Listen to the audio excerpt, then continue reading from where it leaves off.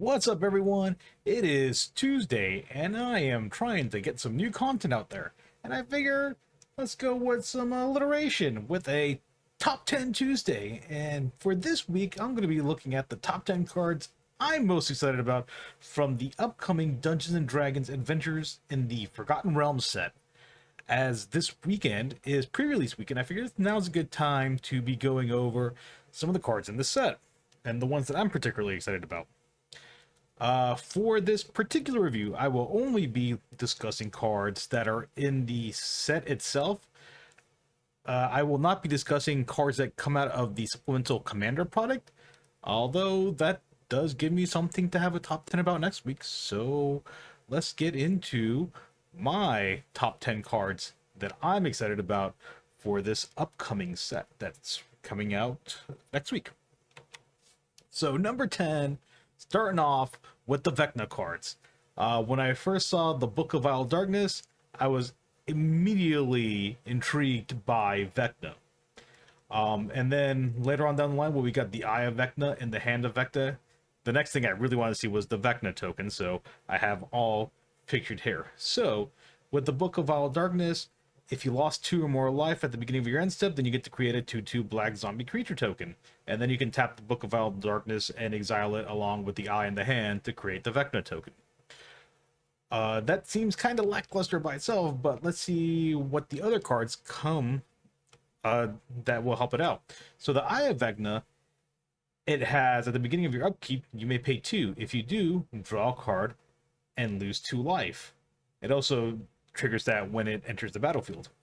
That works well with the Book of Vile Darkness, because at the beginning of upkeep, you can pay 2, draw a card, lose 2 life, and then because you lost 2 life, you get to make a 2/2 black zombie creature token at the end of your turn. And then the Hand of Vecna is an equipment, and at the beginning of combat turn, the equipped creature or Vecna gets +X/+X, where X is the number of cards in your hand. So it can get pretty big, pretty fast, especially with Eye of Vecna drawing you cards. And then you can either equip by paying 1 life for each card in your hand, or paying 2 mana, just depending on where you're at in the game. And then ultimately, when Vecna comes out, if you decide to make the actual Vecna token, then you have an 8/8 indestructible that at the beginning of your upkeep you can pay 2. If you do draw a card and lose 2 life, gets +X/+X until the end of turn at the beginning of combat, where X is the number of cards in your hand, and at the beginning of your end step, you get to create a 2/2 black zombie creature token if you lost 2 life. Pretty sweet. But I was really intrigued. I am not disappointed. I think this is a really cool card, so I really want to try and get a foil Vecna token as well. So excited about that. Moving on to number 9, Treasure Vault. So when I first saw Treasure Vault, I was like, okay, yeah, you can make treasure tokens, like, and prepare for like a big turn down the road, but I really wasn't thinking about all of the applications. First off, Treasure Vault's an artifact land. And we have seen artifact land do some pretty crazy stuff in competitive Magic. And it creates more artifacts with its sacrifice ability. How is that going to relate to competitive? I don't know. I don't really play competitive all that much, but it could be something interesting. The things that I didn't really think about was that conversion of colorless mana into colored mana, which can be really great for decks that do things with Basalt Monolith in particular. I play Kin Bonder Prodigy as a commander deck, and I forgot to put Basalt Monolith in the deck when I first played it. I have rectified that mistake. But at any point, if I were to create infinite colorless mana, but I needed color mana, I could use something like Treasure Vault to fix that. So I'm very intrigued with Treasure Vault, more so than when I initially saw it when it was first spoiled. At number 8, I have Minsc, Beloved Ranger. So this guy looks like he can be a very interesting Naya commander. First off, you get the adorable yet vicious hamster token when he enters the battlefield. And then it can make things really, really big. But the other thing that I saw was that you could pay 0 and make a creature have base power and toughness of 0 until end of turn, which effectively makes Minsk a 0 mana sack outlet, which is something that Naya doesn't typically have in its color combination. So I'm really interested to see what people do with Minsk, Beloved Ranger, because I don't think a lot of people have really thought about that sack outlet portion that he can be. But pretty cool looking card. I'm excited to see it played. Number 7, I have Minion of the Mighty. First off, it's a kobold. Second off, it's a kobold that gets you dragons. I love dragons. Dragons have been my favorite creature type within Magic for as long as I remember. Back when I played in the early 90s, I was all about Shivan Dragon, and as time went on, I would try to get more and more dragons to play with. So Minion of the Mighty, it's a tactics ability with attack, which seems pretty easy to accomplish in any kind of dragon deck, to put a dragon onto the battlefield tapped and attacking. That seems really good, pretty crazy, especially given the right circumstances. We have a number of dragons that are coming out within Adventure in the Forgotten Realms, plus just the number of dragons we have out there that are played in formats like Commander. I for one always have this yearning to build a dragon deck every time a set comes out that introduces new dragons, and we have a ton of new dragons within this set that I'm excited about. One in particular I will get to in a little bit. At number 6, we have Demilit. This card intrigues me from more of like a modern legacy perspective because of the number of cheap, efficient instants and sorceries that you can cast to reduce the cost of Demilit. The fact that Demilit has recursion and it lets you copy when it's attacking. This card seems really good in formats that are 60 card based, which really I'm talking more along the lines of modern and legacy. I don't really follow as many of the other formats as much, so I'm not sure what the impact for this card would be in like standard or historic or pioneer or any of those formats, but I know enough about modern and legacy that this card seems pretty good. It's a good thing they made it a 4/3, so it will die to bolt, but even when it dies to bolt, it still has that recursive ability stapled onto it. So I am interested to see what this card does. Number 5 is Froghemoth. The main reason I like this card is because it's a frog behemoth, and it's a frog horror creature type. The most comparable card that Froghemoth correlates with is Scavenging Ooze. In some ways, though. So, in a commander sense, Scavenging Ooze is able to target anyone's graveyard. In a sense, Froghemoth can do that too, but it's also dependent on what the board state is of each of your opponents as to what you're able to do with Froghemoth. I do like that it has just an instant impact when it hits the battlefield. You know, it's a 5 mana 4/4 trample haste, so it can get in there really quickly. Haste is a ability that we've been seeing more of, and as it's being put onto more creatures, we're realizing that haste is pretty powerful. I mean, just look at a card like Vorinclex.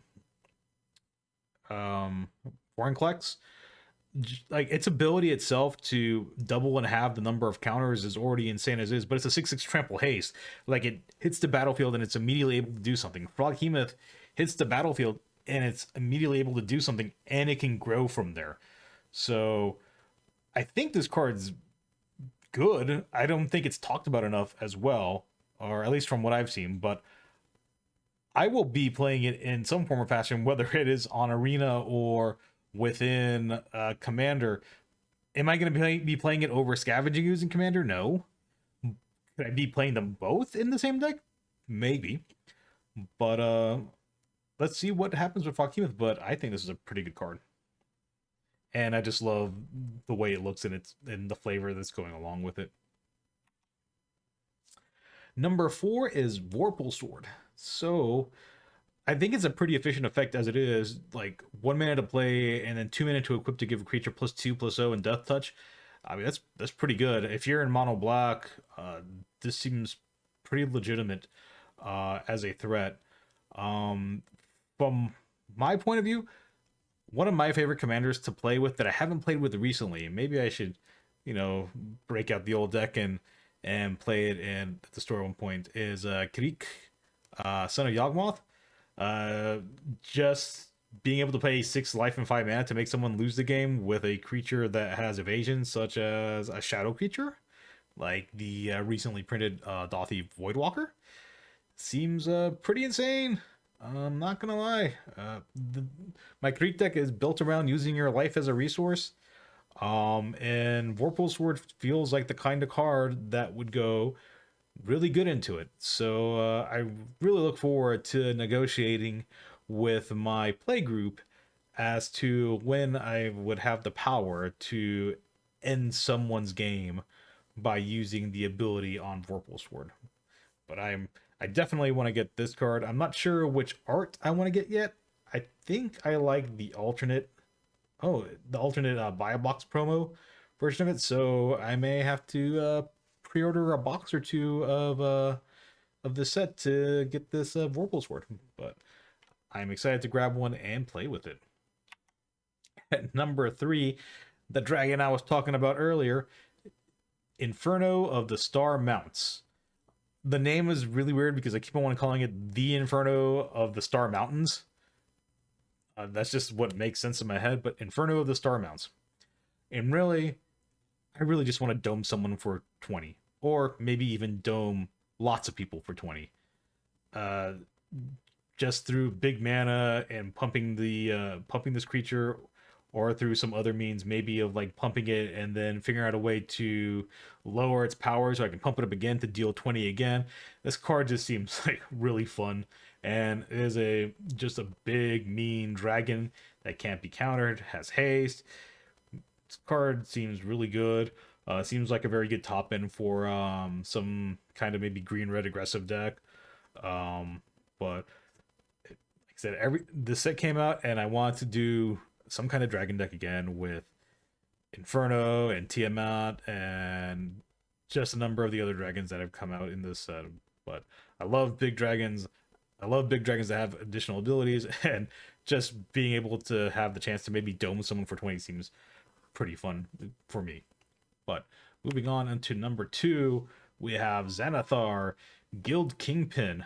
So this guy, you play him and he doesn't have an immediate effect because he doesn't really do anything on enter the battlefield. You have to wait till your next upkeep for his ability trigger. Now, once the ability triggers, has a pretty strong ability to be able to effectively lock someone out of their turn and steal their cards.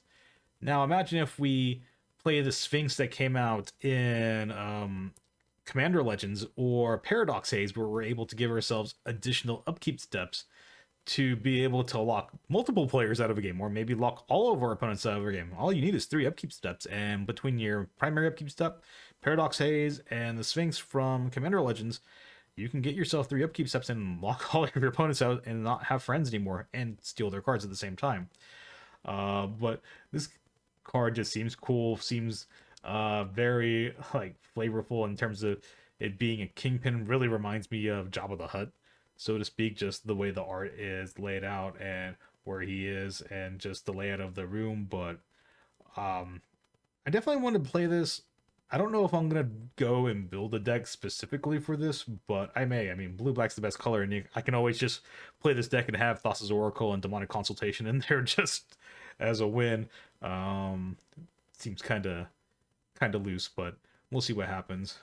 But definitely excited for this guy. I think this guy's pretty good, and it has me really wanting to build a deck around him.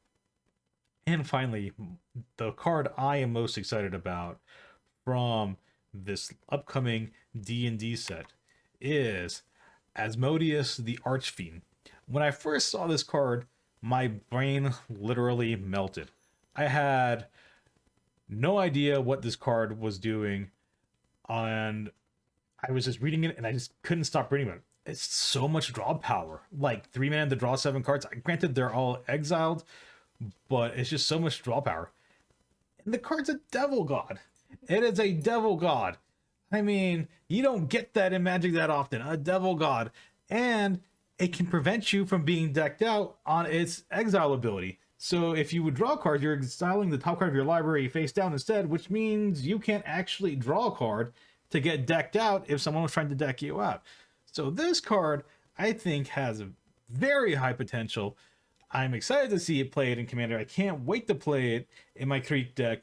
So that is my #1 card for Adventures in the Forgotten Realms.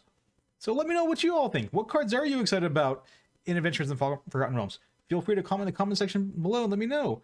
But thank you all for joining me today as I go through my top 10 cards. So until next time, I hope you all stay safe out there. Take care of yourselves, and goodbye.